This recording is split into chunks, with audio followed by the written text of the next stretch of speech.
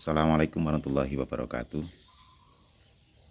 Selamat berjumpa kembali di channel Mas Ali Tani. Kali ini saya akan mencoba untuk berbagi pengalaman khususnya budidaya tanaman terong ini tatkala kita laksanakan atau kita lakukan ini dengan sistem tumpang sari. Nah, tanaman tumpang sari itu sesungguhnya sangat menguntungkan sekali karena modal yang kita perlukan sebenarnya juga hampir sama, namun juga ketika kita kalkulasi itu banyak pemangkasan terkait dengan satu biaya, kemudian waktu, kemudian tenaga. Nah, pengertian tumpang sari itu seperti apa sih? Jadi tumpang sari itu adalah kita menanam bukan hanya satu tanaman, tapi pada satu tempat. Namun waktunya juga sebenarnya tidak bersamaan. Namun ada juga yang bersamaan tergantung jenis tanaman yang akan kita budidayakan. Nah, semuanya itu juga harus kita setting dari awal bahwa oh ini bisa dengan ini bisa dengan ini, dan ini bisa dengan ini gitu. Artinya apa? Kita harus memahami semua jenis-jenis tanaman, kemudian umur tanaman, dan lain sebagainya. Dan yang akan kita sharekan di sini adalah hari ini yang kita tampakkan adalah budidaya tanaman terong. Yang sebelum terong ini adalah jagung. Kemudian sebelum jagung ini kami tanami pare. Ya, pare. Kok lanjarannya masih? Ya, dan itu rencananya memang mau kami gunakan lagi untuk tanaman-tanaman yang jenisnya juga sejenis dengan pare nantinya, apakah pare, apakah timun atau kacang gitu aja. Nah, kemudian tanaman tumpang sari tersebut juga sangat-sangat diminati oleh banyak kalangan sebenarnya. Namun mohon maaf, banyak sekali juga yang belum mengetahui tentang sistem atau teknis penanaman dengan sistem tumpang sari itu tadi. Nah, ini saya akan share atau berbagi pengalaman ini bagaimana dulu tanaman pare ini bisa berjalan dengan baik, kemudian jagung, kemudian hari ini adalah terong. Nah, tumpang sari ini, oke, kita nggak usah ngomong ke parenya, tapi ke jagung aja, jagung langsung ke terong ini.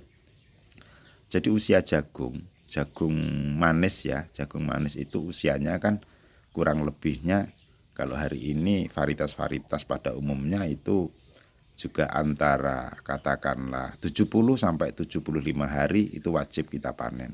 Ketika memang semua keadaannya normal ya, normal. Jadi 70 hari itu udah bisa kita panen.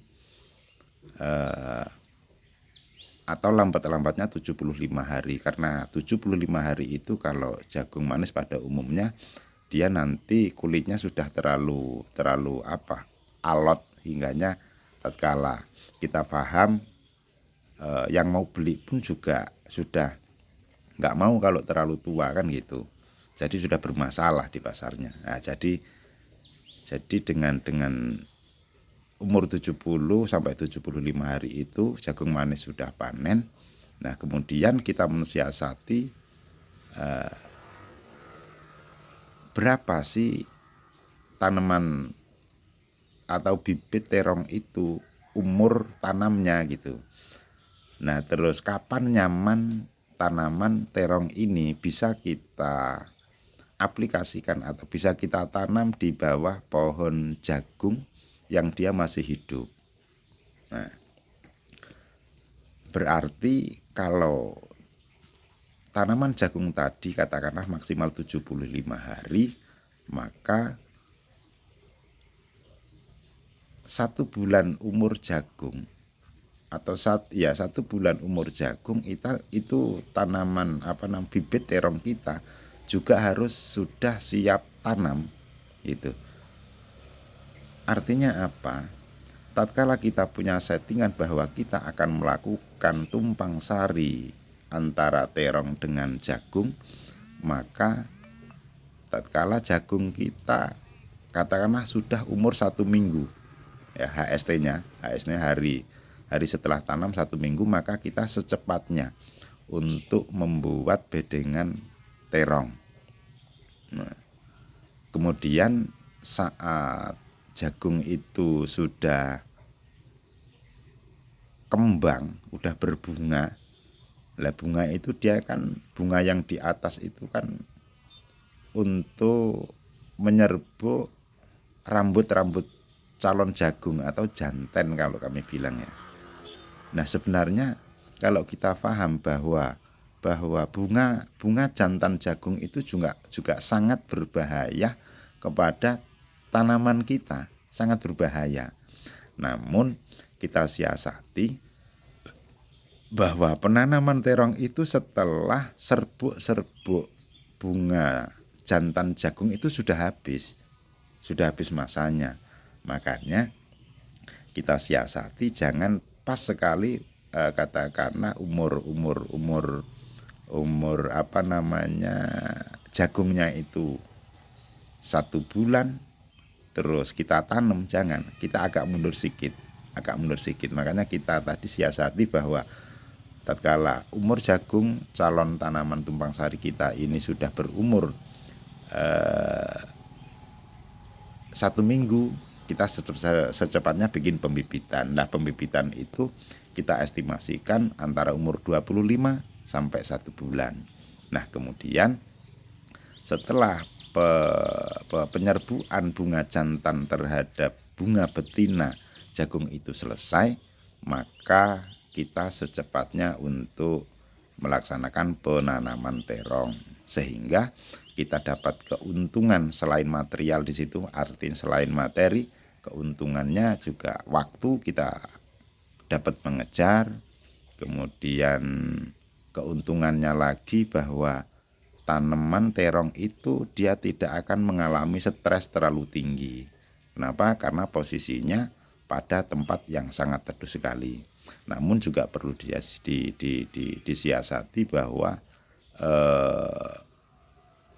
daun-daun jagung antara daun pertama sampai daun kelima keenam, nah itu diklembreti dulu ya, disembreti, dibersihkan supaya kita waktu nanam terong ini juga tidak terlalu semak gitu.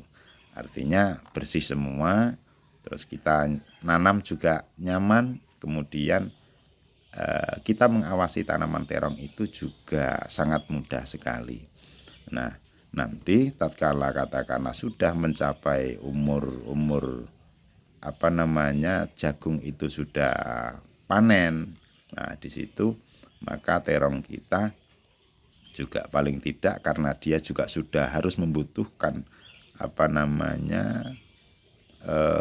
sinar matahari secara utuh, secara full, jagung kita panen.